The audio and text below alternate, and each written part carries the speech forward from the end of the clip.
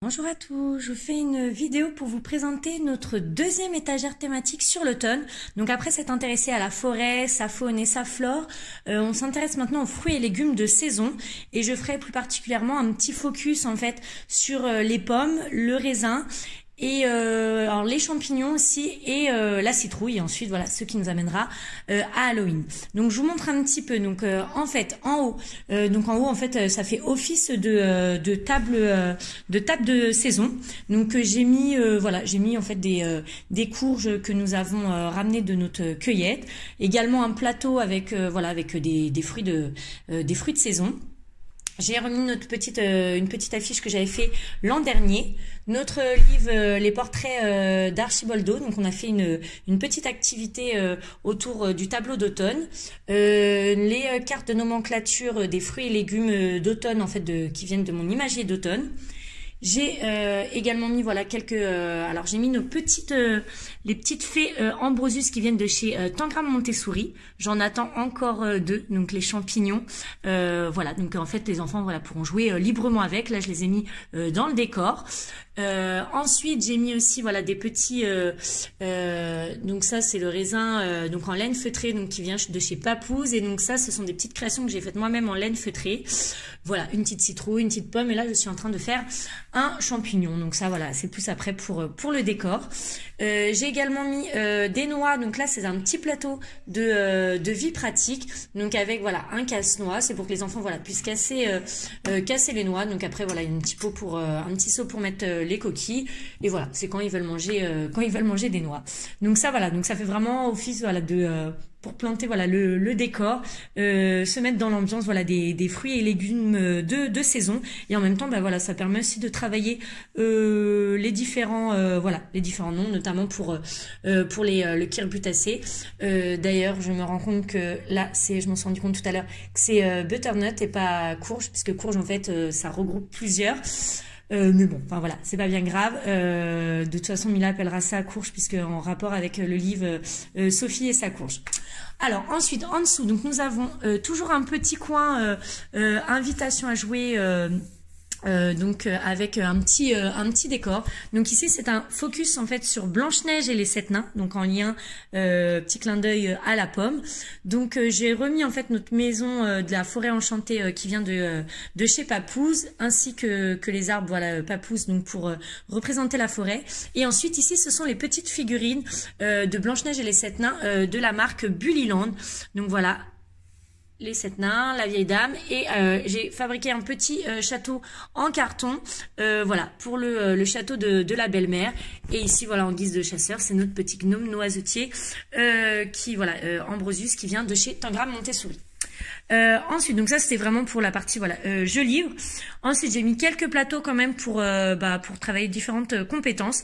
Donc ici c'est un jeu de société que j'ai fabriqué, donc un petit peu sur le modèle du verger. Donc j'ai fabriqué en fait des petites pommes donc avec de la pâte autodurcissante, un petit verre, il y a des petits arbres, et donc en fait ce sera un jeu. Donc je vais mettre en place plusieurs règles, donc ça va se marcher avec un petit dé.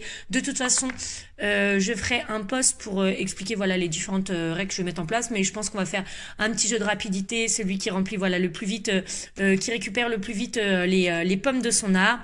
Je pense qu'on le fera aussi avec une consigne pour faire plus un jeu coopératif. Donc voilà, mais ça de toute façon je vous représenterai.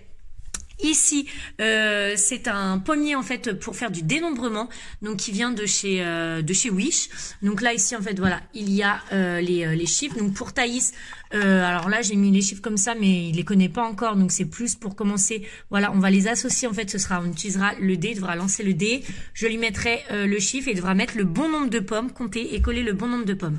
Et pour Mila en fait, comme là c'est un peu simple ça pour elle, on fera des additions. Donc je lui ai mis 2 dés. Donc j'ai couvert en fait le numéro 6 pour qu'en fait à chaque fois ça fasse 5 plus 5 au maximum, et qu'elle puisse me mettre le bon nombre de pommes. Ensuite elle compte combien ça fait, et elle met le bon chiffre. Donc ça lui permet de faire des petits jeux de calcul, des additions puisqu'en ce moment, elle est demandeuse.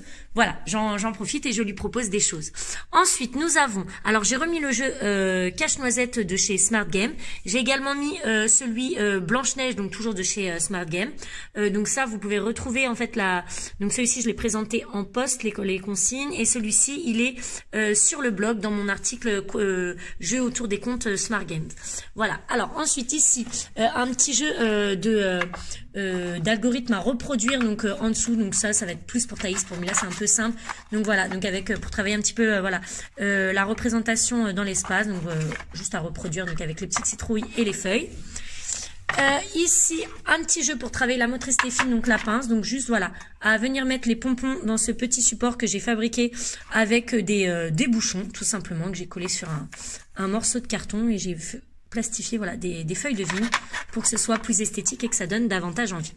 Ici j'ai remis notre arbre de saison, donc j'ai ajouté voilà les petites boules pour faire les pommes, donc pareil pour travailler la motricité fine, la coordination des mains, les enfants peuvent le démonter, le remonter, voilà.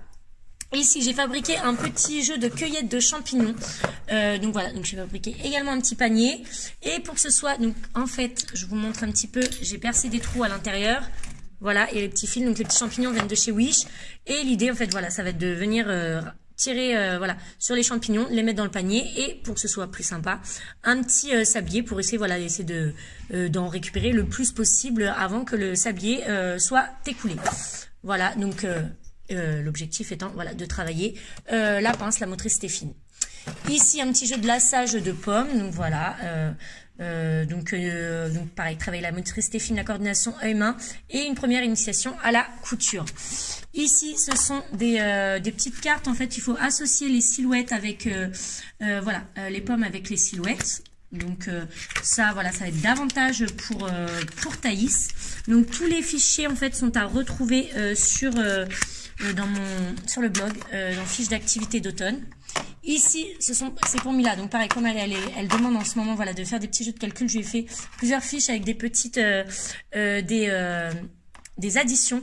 Voilà, donc en fait elle doit additionner en s'aidant des pommes qui sont dans le petit panier, et ensuite indiquer, alors d'ailleurs je lui ai pas mis, je vais lui mettre un petit feutre effaçable pour qu'elle s'entraîne en même temps à écrire les chiffres, puisqu'en ce moment ça l'intéresse. Donc voilà. Ici, des petits jeux, alors il y en a plusieurs, donc ça je les avais présentés l'an dernier, donc je vous laisse voir sur le blog. Donc il y a donc pour travailler les nuances de couleurs, les tailles en fait, voilà, la discrimination visuelle, la taille, et ici ce sont des images séquentielles voilà de la pomme qui est mangée. Et ensuite j'ai mis également quelques petits fichiers pareil que j'avais écrit l'année dernière, j'en ai rajouté quelques-uns. Donc ça, des algorithmes donc pour voilà continuer, donc pour Mila, et maintenant elle ça commence à être maîtrisé, donc on va essayer avec Thaïs voir ce que ça donne. Ici pour Mila, écrire avec un feutre effaçable voilà quelques mots. Ici c'est du graphisme pour Mila et Thaïs, un petit jeu de labyrinthe.